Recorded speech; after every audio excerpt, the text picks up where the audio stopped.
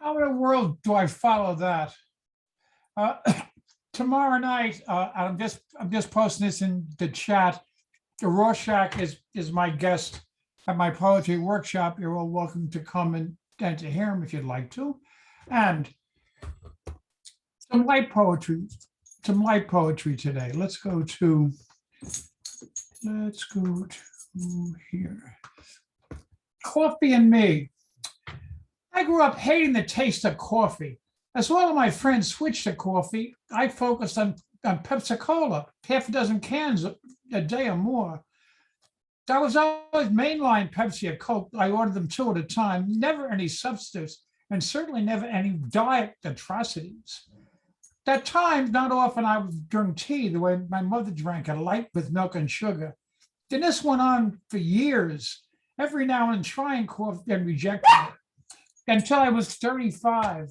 And I went to Bermuda for a week and gained 15 pounds. Wow. I immediately went on the Atkins diet, and with no sugar, including cola and the way I drank my tea, I could have had heavy cream.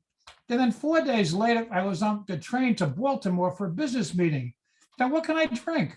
I can't drink Pepsi or Coke. I won't drink diet soda. I won't drink tea with any artificial sugar in it. Wait, I can try coffee with heavy cream in it to cover the taste of sweet and low in place of sugar. It can't ruin anything I already hated. And I got it down. When I got to the meeting, the fellow hosting it said, I waited for you to order coffee. Would you like some? I replied, yes, get me two. I realized it was the caffeine I was addicted to and not the sugar. My wife, the lady took me off to sweet and low. Diabetes took me off to sugar. Then after going through Mr. Coffee, Dunkin' Donuts takeout K-Cups, I settled in on 4 to 5 cans a day of Starbucks cold brew. Caffeinated since 12, caffeinated since 25, to 35 rather. It's been a great ride. Cordially. I have notes someplace from the great intellectual conservative columnist William F. Buckley Jr. Designable cordially. I understand that was just not for me. He did it for everybody. It was a more polite time. John Kennedy and Ronald Reagan made fun of themselves. Kennedy and Goldwater planned to travel together to debate. Reagan and Tip O'Neill drank together. McCain defended Obama's patriotism. Is there an inverse relationship between technological progress and the decline in cordiality? Is this what we have wrought? Do Twitter and Facebook mean that we will never again have a Lyndon Johnson and an Everett Dirksen working together to reach compromise for the good of the country? I wonder if it's all been worth it. I've had names. The poet friend recently asked us all to stop referring to him by his given name and use a pseudonym related to his wife's own author pseudonym. That reminds me of all the names that have been mine during my lifetime. I was christened to John Francis McMullen, who was known in the neighborhood as Mac. I still am to many people, although I went back to John, it seems to be more professional when I left to pursue a career.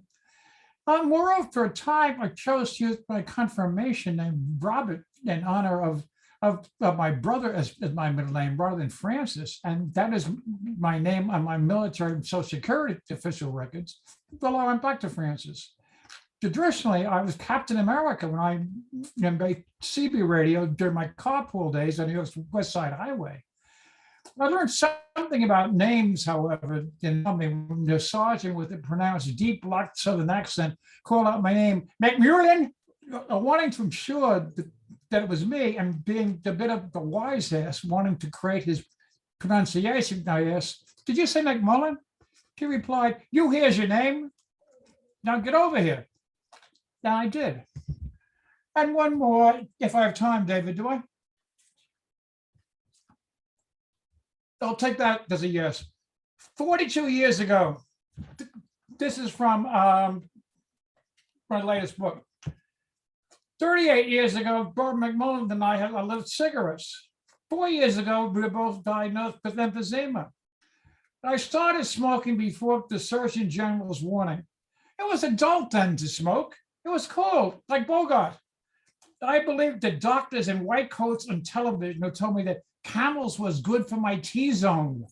T as in T-zone meant both throat and taste. I hope all those guys are dead and in hell.